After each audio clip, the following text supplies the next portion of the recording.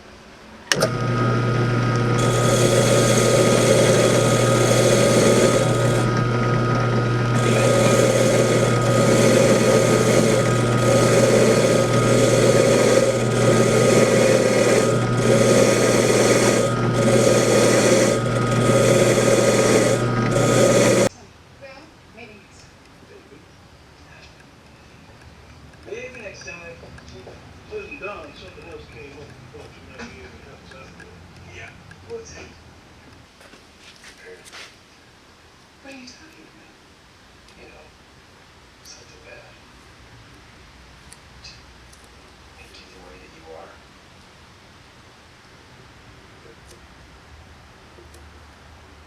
I understand that.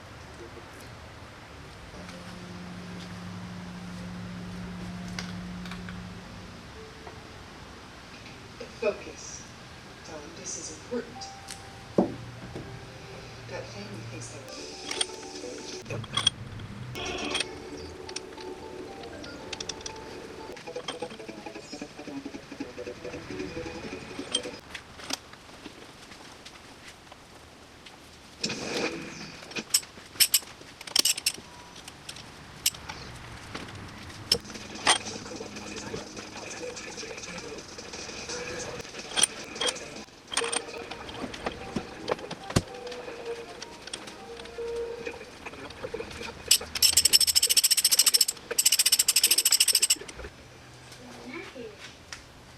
What time you want to go see the movie tonight? Oh, I think I already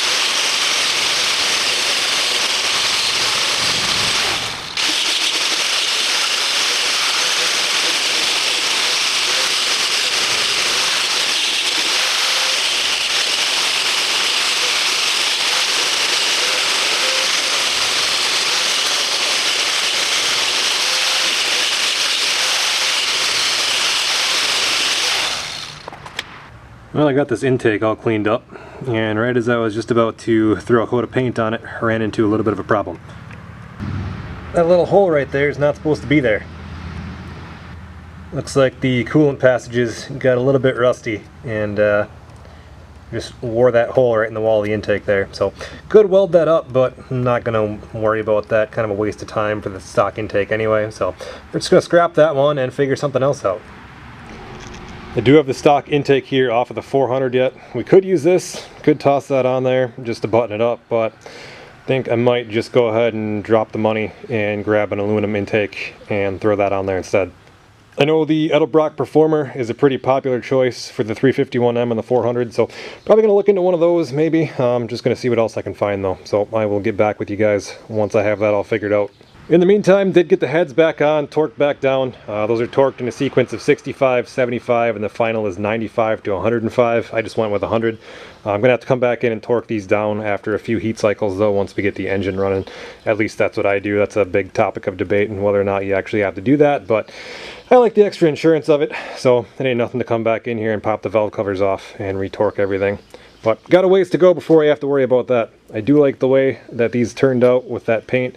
They look pretty damn good for this being sort of a half-assed job, but the only thing I'm worried about, this side went great. This side had a little bit of trouble getting the head lined up on the dowels and just had one little booger on that side in the copper gasket coater that I put on there, which in reality, to be honest with you, I probably didn't even have to put that on there, but I sort of just like the extra insurance of that as well. But this time I think I kind of maybe screwed myself with it, but I think it was wet enough yet that as I torqued the head down it probably flattened back out and smoothed out.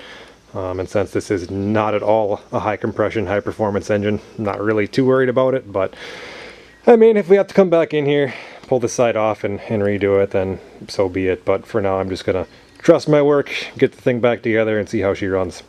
So like I said, I was going to toss that intake back on here after I got it painted up, but that one little rust hole there is kind of putting a damper on things, so I think we're going to pause here for now. Like I said, probably going to go with an aluminum intake on the top there, some kind, most likely the Edelbrock Performer, but I don't know what. Like I said, we'll have to see what I find. I'd like to be able to continue to run the stock carb just for convenience. So I'm not sure if you can do that on the Performer. I feel like you can't, but we'll just have to see there. And then once I pull the oil pan off, that's probably going to end up getting some silver paint just to kind of even things out there with the aluminum color on top. Might as well go silver down there on the bottom. And then I got an aluminum water pump too, so that should kind of tie everything together, make it look a little bit decent anyway. And I think now, since I'm going to be going with an aftermarket intake, I don't need the valley pan that I ordered here as well. I think with the aftermarket intakes, you usually ditch the valley pan gasket and then just go with they're like paper gaskets that go along here, paper, composite, whatever material they are, and then you're probably Permatex Right Stuff gray on the China walls. That should seal up hopefully a little bit better than those friggin' rubber end gaskets that everybody hates, but we will see how that all goes in the next video. So thank you guys for watching, and we'll see you in the next one.